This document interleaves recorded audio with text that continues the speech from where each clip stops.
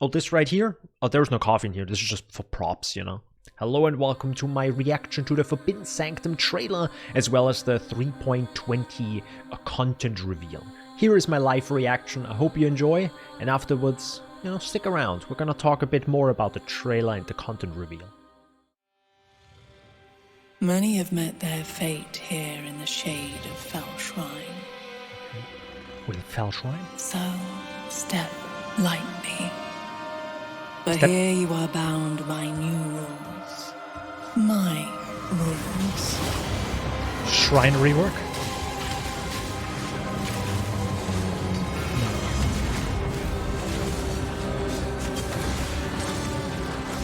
Each step with gold to tempt you.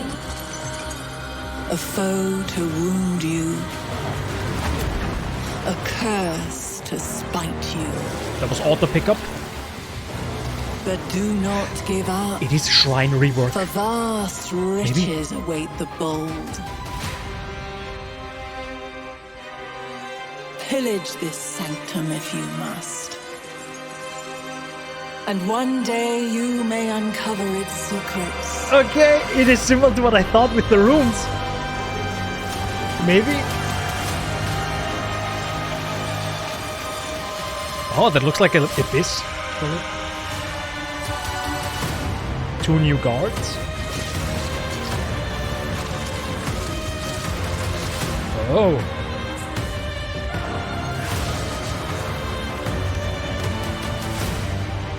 The Shaper sword. Nice.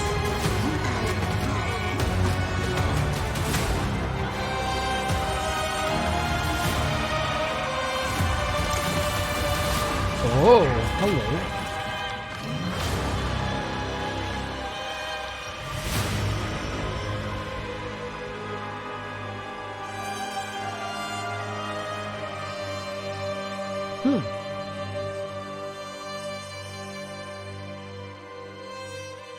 It is part of exile.com/sanctum. I knew it.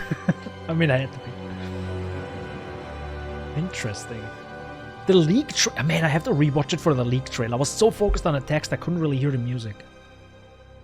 It feels like it might be a very long song again. Keep in mind, Lake of Kalandra theme was 5 minutes long. I hope you enjoyed the live reaction I had. Maybe you don't. I'm sorry, you know, I gotta react harder. I know. Let's just quickly go through the trailer again, and afterwards we're gonna quickly jump into the content reveal, and I just pick out a couple things that I find interesting. First of all, we have female voice acting, which usually means a new NPC, or at least if I hear a new voice, that usually means a new NPC. It didn't happen now in the past 2 leaks. With Sentinel, we had a male voice actor, and there was no NPC, nor was the one really with, you know, Lake of Kalandra not being really an NPC, maybe technically, but either way, it looks like we have a new NPC. You can see her on pathofexile.com/sanctum, and also in like the press kit and the pictures. So very excited to have, you know, a new character, a new NPC that you can interact with, which usually means lore. I know, Omega LOL lore. I care about it. Jokes aside, afterwards she also says, bound by my laws. Is this gonna be some sort of like harvest moment where she's gonna betray us? I'm a bit sus, you know? The tile sets and visually it looks so good. They are so crisp. God damn. And you can see how Path of Exile 2 is kind of like bleeding through slowly, right? I mean, not even slowly. Like, Lake of Kalandra also looked great. Sentinel, there wasn't really a lot to show. And to be honest, you know, Siege of the Atlas is looking great as well. So we clearly see more artists, higher quality, and it's coming through the leaks. And now imagine Path of Exile 2 looking like this from the beginning till the end. I'm excited. Then we also have new skills. The Frozen Legion skill is looking pretty sick. We're gonna talk about that a little bit later. Content reveal. Dear Lord. It's a roguelike. So right off the bat, they say the word roguelike. The Sanctum Challenge League is a roguelike game, played out one room at a time as you explore Rayclust and the Atlas in Path of Exile. and I think a lot of people instantly get a sense of what this will be about. And I think a roguelike, like the genre itself, works well for PoE. If you say, hey, this is like Hades, I swear to God, stop. Hades is not the only roguelike there is. I think it actually is similar to Curse of the Dead Gods, because Curse of the Dead Gods is dark, brutal, gritty. Have I mentioned dark before? I find Curse of the Dead Gods looks very similar to Forbidden Sanctum. So I'm pretty sure the developers played that game. Thematically and gameplay-wise, they look similar, so stop talking about Hades, please, for the love of God. Resolve, I'm not gonna go into the detail of what Resolve and everything is. I expect you to watch the content reveal and then watch my reaction. So Resolve is a genius idea because you don't lose your health and then die in the Sanctum. You actually lose your Resolve when you get hit. So therefore, it's a genius idea for hardcore players. This mechanic provides a mechanism for tracking your progress between rooms, where your regular life pool would long ago have been recovered. Another aspect of the Resolve system is that characters who are struggling can be ejected from the Sanctum without actually having to die, avoiding experience loss or hardcore death. I love it, it's so good. Also, what they added is a far shot mechanic to the projectiles of the enemies, meaning the further you are away from the enemy that shoots the projectile and it hits you, the more Resolve damage it does. And I'm like, wait, that's actually kind of genius, because as mentioned, what about, melee characters? Are they just fucked? No, they're not, because they just take way less Resolve damage, right? A Quicksilver, I think, is kind of a minimum what they mentioned, right? You really want the Quicksilver Flask just to really dodge out of the way. But apparently, it is super telegraphed. So that's good, because I think a lot more players want a more telegraphed attack. I don't want literal red circles like in an MMO, but you know, telegraphing already very good. Then we got afflictions, which are debuffs. Afflicted rooms cause you to gain an affliction when you enter them. Afflictions make your Sanctum run more difficult. Oh, that's bad. So a Sanctum run gets harder and harder as you pick up more afflictions. Sounds great. Seriously, play Curse of the Dead Gods and you will exactly know how Sanctum will work. I could make a lot of references, but I'm not going to, but yeah, negative things, you take more Resolve damage, you can't recover as much Resolve, you lose a maximum of your Resolve. Like, you can already see it happening, it's a roguelike, it just makes sense having this. But of course, if you have debuffs or afflictions, you have boons, buffs, improvements to your character as you go through the different rooms and floors. By the way, there are 4 floors, so 32 rooms. So you gotta survive quite a bit. So those boons should help you in giving you just power as you go from room to room or from floor to floor, giving you Resolve back. Then we also have Aureus. I think I hope I'm saying this right. Aureus coins. Rooms with a treasure reward contain chests full of the Templar Aureus currency, a type of gold coin they used for commerce within their Sanctum. Which also makes sense, right? You get a little bit of a coin, a little bit of a thing, so you can buy upgrades or maybe heal yourself between runs, or at least, between rooms, potentially, if you find a merchant. I'm not sure if the merchant is the new NPC, but I think it is. It very much looks like it is the new NPC, and I think her name is Divinia. Then you have an Accursed Pact, which also makes sense to have in a roguelike. So you can say, oh, okay, so I get more Resolve right now, but I lose Resolve maybe for each room, or something along those lines, potentially, who knows, right? It's just high risk, high reward. Well, the high reward being potentially later if you can actually go through the floors and everything and beat the bosses, or the mini bosses each floor. So just good idea, love it, makes sense for the game, or at least for this league. Then we have offerings, or I think an offer. I think they're not called offerings, because offerings is actually what the thing is, what you do in Labyrinth. So I guess maybe they are offers, right? An offering. Speaking of high risk and high reward, that's exactly what it is. As in, you can take maybe 1 orb of chance right now and just get out. Or you say, no, I want these 18 chaos orbs, but at the end of the floor, after beating the boss. So that's like, okay, I don't get any loot for the next 6 rooms until I'm maybe at the end, but then I have my 18 chaos, and 18 chaos are just, you can actually do something with 18 chaos compared to like 1 orb of chance, you know what I'm talking about? Whenever you're offered some currency items that you can receive right away, you are also offered a more valuable option that will be waiting for you after the boss fight at the end of the current floor of the Sanctum. Another thing they added is Relic Altar, which is just, yeah, great. A long-term progression in the league. The Relic Altar allows you to get these items, and I think you can craft them. I'm not quite sure. I'm pretty sure you can. Maybe you also can't, and you can only find certain things. And I think you can maybe craft them with something in the Sanctum. We'll find out. You know, it's a game, right? Let's just play it and see how it is. I like long-term progression, because if there isn't long-term progression, I am bored out of my goddamn mind in a roguelike. I want to feel more powerful long-term, right? I want to see stuff change, or I want to become more powerful. On top of the Relic Altar, having relics, of course, there are sanctified relics. God damn, they're so sick. You only have one active, but they are account bound and they're account wide as well. That means if you have on the Relic Altar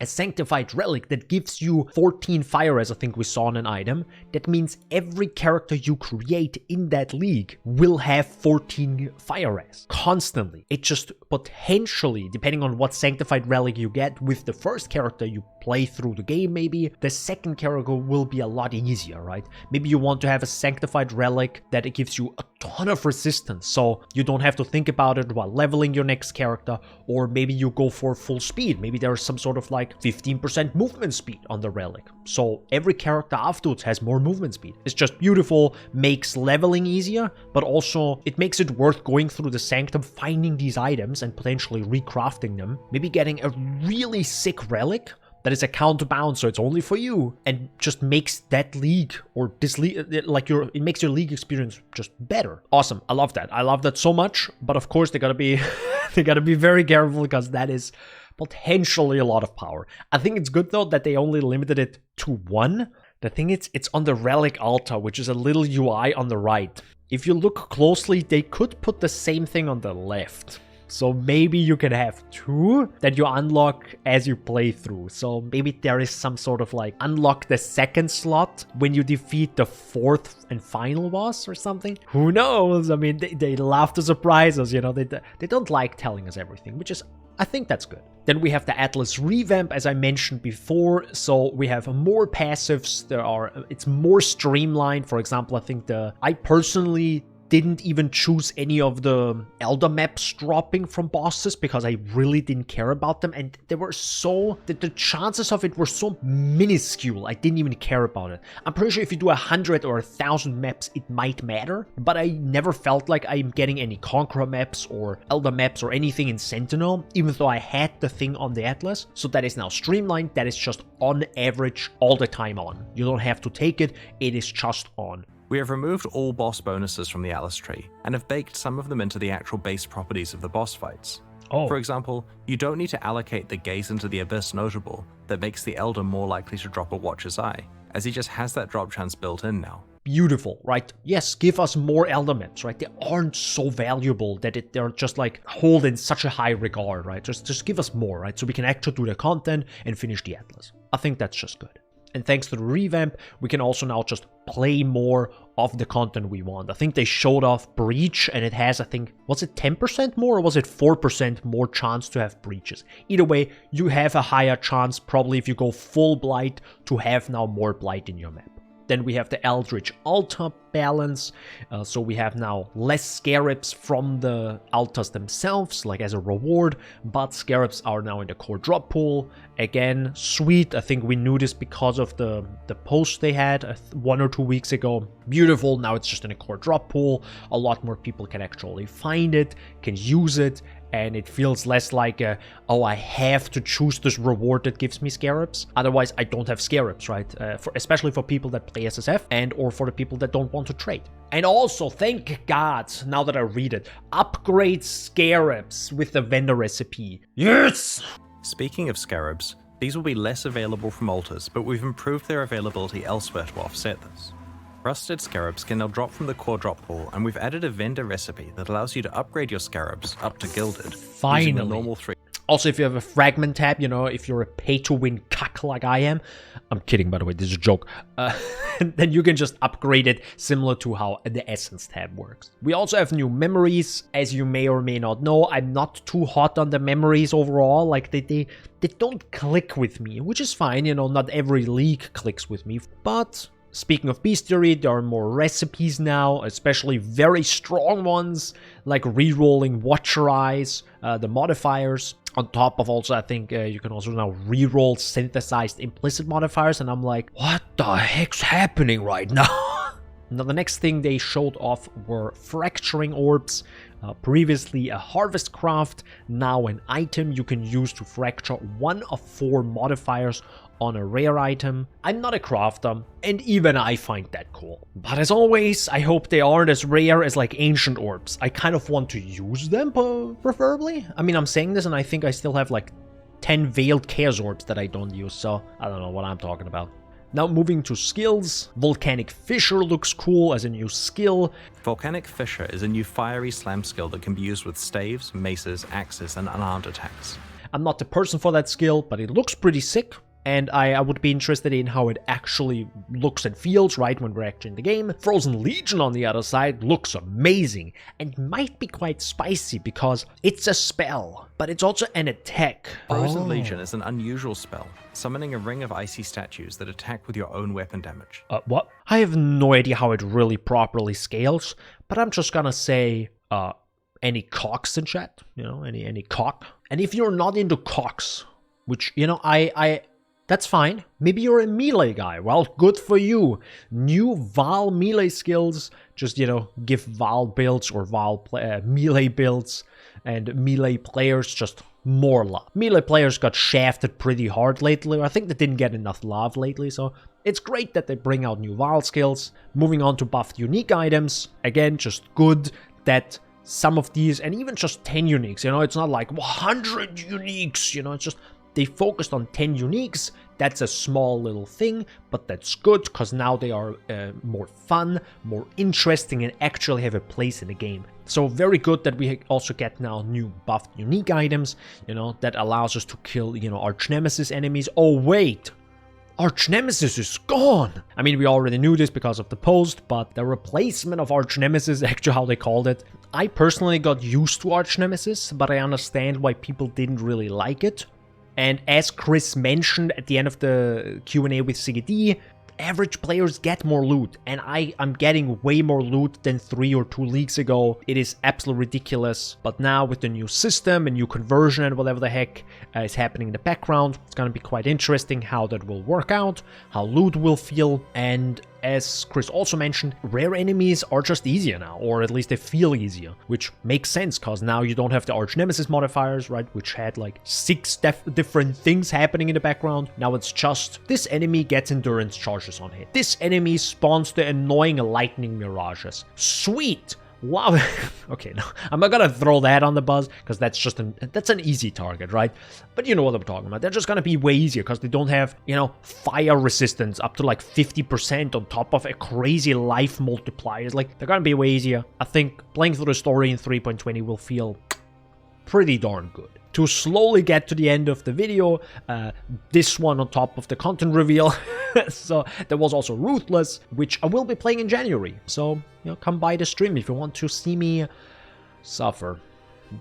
I was actually surprised to see a quality of life improvement section, but always happy to see that, right? Everyone just wants more QOL, especially right-clicking divines instead of bringing them to Sin. Yes, thank goodness it's finally here. I mentioned this on stream, I'm not gonna go too much into it. It made, lore-wise, I know Omega lore, but lore-wise it makes no sense why we have Siege of the At. Sin and Innocent aren't in the game anymore. They have fucked off since 2 years now or something. And we still go to Sin to be like, hey Sin, can I get my Pantheon upgraded? Thank you. Makes no sense. Thank God it's gone. I would like Sin and Innocent back. I would love to see them again in the story. The next big thing was Beast Crafting Recipe actually tell you what they do now. Thank God. So you don't have to go on PoEDB and be like, wait, what's that Beastcraft again to get, you know, immunity to shock on my flasks? Oh, sweet. All right, cool. Thanks. The technology, it's here. It's finally here. Now, to round it off, let's quickly go back to Sanctum. There was one small thing that I'm a little bit worried about, which is a variety of rooms in the Sanctum, because it's a roguelike. A roguelike works well because it has a variety of rooms, a different setup of said rooms, different traps and everything that makes it feel very, just makes it feel different each time, right? Because it's randomized. And I'm scared. Now we have 4 floors, which means it's 32 rooms, which means you need a lot of variety to make that feel good. But I think I trust GGG here. I'm sure they thought of this, and it might not feel that bad because it's not like Curse of the Dead Gods, where you are just in the rooms and play because that's the main game. You do 1 room per map you do. So you have the map, then the room, then the map, then the room, then maybe some other content. So there's enough variety, so you might not even feel, it might not even be that bad as I think right now. But we'll see. And you will also see, because I will be streaming the League launch next week on Friday. Come by, go check it out. We might actually play some Curse of the Dead Gods before, just for the means. And yeah, come by to the stream. It's twitch.tv/DanielBR93. We can have some fun together. If you tell me in chat you just got your Divine in Act 2, I swear to God, yo Daniel, I got the Divine. And I'm like, cool, it's great, I'm so happy for you. I'm done. I'm finished. I don't want to do this anymore. Thank you so much for watching the video. I hope you enjoyed. Don't forget to also like and subscribe. I know it's an annoying thing that YouTubers say, but it kind of helps. It's pretty cool. Thank you. Oh, also, when this is coming out in 2 days on Sunday, I'm streaming Cyberpunk for the first time. If you care about that, you know, go check out the stream for that. Anyways, I'm going now. Bye. It is very anime, yes. Stonks.